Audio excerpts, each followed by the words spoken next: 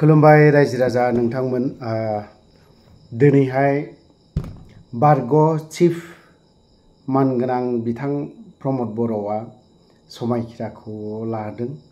लोगोसे सावगारियाव नुनो मोनदों जों बिथां राकेश ब्रह्म बारग' MCLA बिथाङाथ' बुंदोंमोन ना फैगौ अक्ट'बरनि 3 तारिखआव प्रमद बर' सरकार गठन समायखिरा लबोलै गयासे ना समायखिरा लानो थांगासिनो दङ ओवरटेकिं लानो थांगासिनो दङ बेफोरबायदि बाथ्रा बुंदों। दाथ' आरो माथो खालामनाय BPFआ फैबाय गाज्रि दा मोनसे सार राकेश ब्रह्म नोंथांमोना जारिमिनाव लिरना दोनजासिगोन आरो बोसोरनैसोनि उनाव राकेश ब्रह्मआबो फैफिनसिगोन बायदि मोनदों आं BPF सरकारजों। खारन खुगा खुगासो खोनानाय बाथ्रा नालाय राकेश ब्रह्मआ BPFनि आमोलावनो BPFनि थाफानानैनो माहाजोन जाफादों होननानै बेफोरबायदि थिगैनो दं। जिखियानो जादोला मानो मानगोनां प्रमद बर' बिथांनि बारग' चिफ बिथांनि समायखिरा लानाय मा जाहोननि लोमजादोंमोनदां सारा समनो बिदिनो माब्लाबा अखनबा हाई प्रेसार जायो होनना खोनादोंमोन। लोमजाबायनानै ट्रिटमेन्टआव दङमोनदां वेदार चेन्जनि थाखाय ट्रिटमेन्टआव दङमोनदां आरो जा स्टेटमेन्ट होनाय मोखांखौ गेङा नुनो मोनदों बेफोरबायदि आरोखि।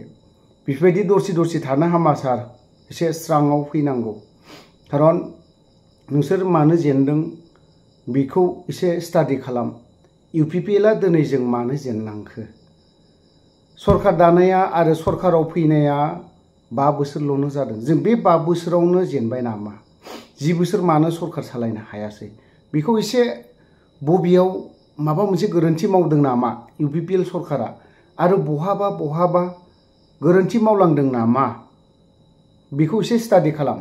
नोंथांमोननि नलेज फेस्टिभेल आरो माखौबा मावनायजों दुखु मोना बा आं दुखु मोनाखै। NDFBखौ जे UPPL सरकारा ओरैबायदि मा खालामनानै दोनदों डिस्ट्रय फोजोबनानै दोनदों आं बेखौबा हले प्रमद बर' सार नोंखौ मानिबाय आरोखि। नोंनि गोसोआव जे NDFBखौ जे बेसेबां मा दा बुंहरलायलायगोनलाय सोरबा जोंना गियानि गुनि बिथांमोननियाथ' सोरबा मालाय साहा लोङा गाइखेर लोङो ओमफ्राय फ्रुट्स जायो गय जाया आपेल आंगुर जायोना बै व्यक्तिफोरा मोजांसो कमेन्ट बोसोन हरलायगोनलाय दा बिथांमोननिसिम रोजा थेंक्स बावहरो। बै बे जायफ्रा बोसोन हरग्रा गाइखेरनि जायगायाव साहानि जायगायाव गाइखेर लोंग्रा बै व्यक्तिफोरनिसिम माने नोंथांमोना बिदिनो थाबाय था ओमफ्राय साहा लोंनो नाङा। सापातनि होनाय साहाखौ जुदि लोङोब्ला ब्रेना एसे बिथांमोना दाल जाहैगोन। जोंफोरनाथ' आरो दालखा नालाय जेबो गैखाया नालाय बे आरोखि बाथ्राया। जिखियानो जाला गाज्रि मोननो नाङा सार प्रमदनि माखासे समायखिरा लानाय बेखौसो एसे नोंथांमोननो खोन्थानि। लोगोसे मैया हरनि गेजेराव जे हरनि 2-3 गेजेराव मोनसे बम बेरदोंमोन क'क्राझार जिल्लायावहाय। बावहाय मानगोनां हिमन्त बिश्व शर्मा सारा मा फोरमायदों आरो खोनानो मोनदों बावहाय सासे हमनो हाबाय बा एरेस्ट खालामनो हाबाय होननानै खोनानो मोनदों। बै एरेस्ट खालामनाया मा ट्राइबनि आरो बिनिफ्रायनो गोबां बाथ्रा गगोन नामा सोर होमारदों जों मोनथिनानै लानि बा खोनासंनानै लानि। बड'लेण्ड आयेनारि आफादाव सासे सोद्रोमा सायख'जानानै इसोरनि मुङै समायखिरा लायो। आंहा आयेन खान्थिजों सोलिजानाय भारत संबिजितनि फारसे फोथायनाय थागोन आरो भारतनि सार्वभौमत्व आरो खौसेथिखौ रैखा खालामगोन। अदेबानि आंनो मावनो होनाय बिबानफोरखौ मावगोन। 3 মান বজাত মোৰ টাইমটো অলপ ভুল হ'ব পাৰে 3টা বজাত DGPয়ে মোক ফোন কৰি কৈছিলে যে আমাৰ এটা বিশেষ ৰেলৰ অংশ IED ব্লাষ্ট কৰি উৰুৱাই দিয়া হৈছিলে। ৰেল এখন পাৰ হৈ গৈছিলে লোক পাইলট গৰাকীয়ে দেখা পায় আৰু তেওঁ আমাক তেওঁ ৰেলৱে খবৰ দিয়ে, ৰেলৱে পুলিচক খবৰ দিয়ে। ঘটনাৰ লগত জড়িত এজন ব্যক্তিৰ নাম আমি পাইছোঁ, পুলিচে অনুসন্ধান কৰি আছে।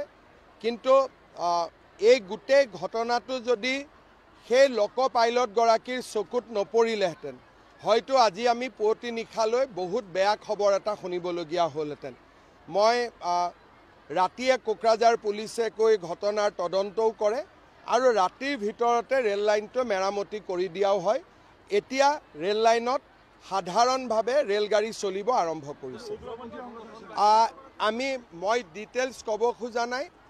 এজন ব্যক্তিক আমি চিহ্নিত কৰিছোঁ আৰু সেই ব্যক্তিজনৰ বিৰুদ্ধে অসম আৰু ঝাৰখণ্ড দুয়োখন ৰাজ্যতে বিভিন্ন গোচৰ আছে। খুব সম্ভৱ আমি বা অসম পুলিচে প্ৰচেষ্টা কৰি ব্যক্তিজনক গ্ৰেপ্তাৰ কৰিবলৈ সক্ষম হ'ব। আমি ব্যক্তি এজনক চিনাক্ত কৰিছোঁ। ব্যক্তিজনৰ পিছফালে কোনোবা সংগঠন আছে বা নাই, সেইটো পৰৱৰ্তী পৰ্যায়তহে ধাৰণা কৰিব পৰা যাব।